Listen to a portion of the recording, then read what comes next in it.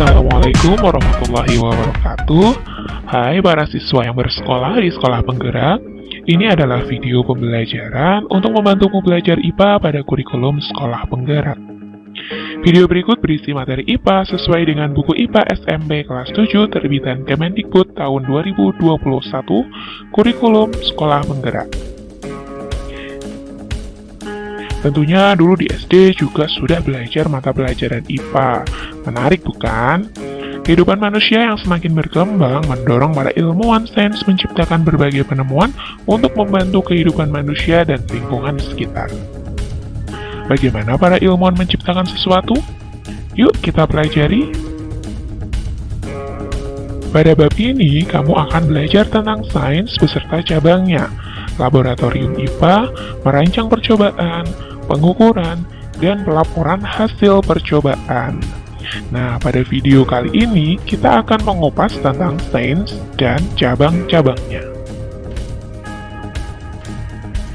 Selamat ya, kalian sudah resmi jadi anak SMP. By the way, kalian ingat nggak dulu di SD pernah mempelajari sistem pada tubuh manusia? Mempelajari tentang energi, cahaya, bunyi, atau belajar tentang reproduksi pada hewan dan tumbuhan. Pasti masih ingat juga dong tentang listrik, tumbuhan, atau tata surya. Semua itu kalian pelajari di mapel IPA. Nah, IPA ini kata lainnya adalah sains. Berarti sains ini sangatlah luas. Di mana-mana pasti kamu jumpai sains. Yup, di mana-mana ada sains. Ini dia berbagai cabang sains. Ada cabang ilmu biologi, fisika, kimia, geologi, astronomi, dan ekologi. Nah, cabang ilmu biologi adalah ilmu tentang makhluk hidup.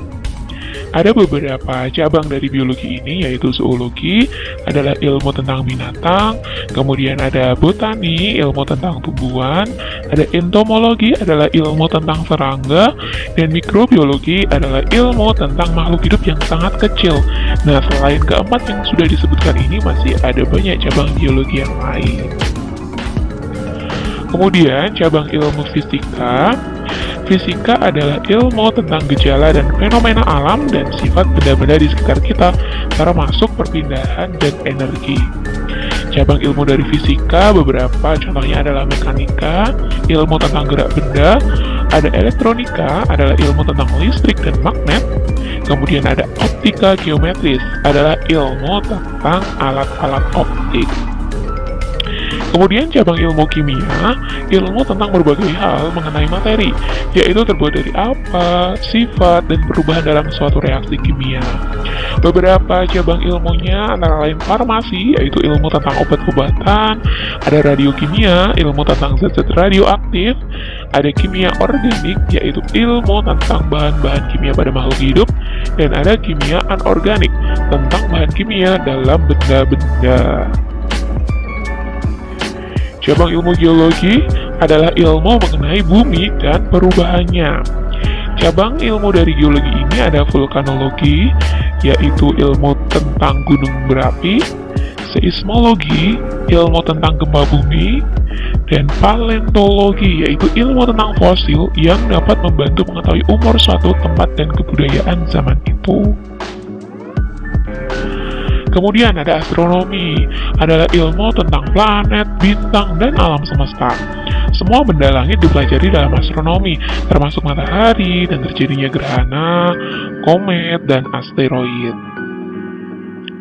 Terakhir yang kita bahas adalah ekologi, adalah ilmu tentang interaksi atau hubungan timbal balik antara makhluk hidup dengan lingkungan di sekitarnya. Bidang ilmu ini membahas berbagai masalah lingkungan, misalnya polusi udara, tanah, dan air, serta efek perubahan iklim dan kepunahan hewan tertentu.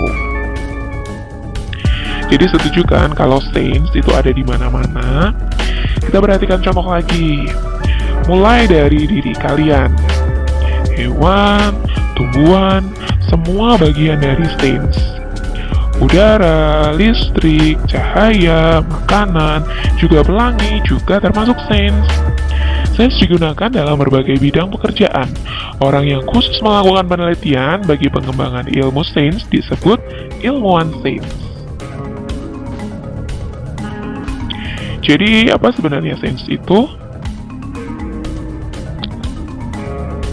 Sains adalah ilmu pengetahuan sistematis tentang alam dan dunia fisik. Untuk mengetahui berbagai hal inilah, maka para ilmuwan sains melakukan percobaan atau eksperimen. Percobaan biasanya dilakukan di laboratorium IPA, tetapi ada juga eksperimen yang dilakukan di luar lab, seperti di hutan, laut, pabrik, pesawat, bahkan luar angkasa. Siapa sih yang nggak kenal Albert Einstein, ilmuwan jenius dunia dari cabang fisika, terkenal dengan penemuannya mengenai teori relativitas. Sumbangan teorinya inilah yang menjadi dasar perkembangan berbagai penemuan. Ilmuwan lainnya misalnya Marie Curie, Thomas Edison, Wright bersaudara, Galileo Galilei, Charles Darwin, dan lain-lain. Nah, kalau yang ini tentunya sudah tidak asing lagi ya. Beliau Bapak B.J. Habibie. Bapak B.J. Habibie ini adalah ilmuwan kebanggaan tanah air, ilmuwan di bidang kedirgantaraan. Coba deh kalian cari biografi beliau untuk mengenal lebih dekat dengan Pak Habibie. Saatnya uji kemampuan. Coba kalian identifikasi cabang ilmu apa yang dipelajari di bawah ini, dari nomor 1 sampai 5.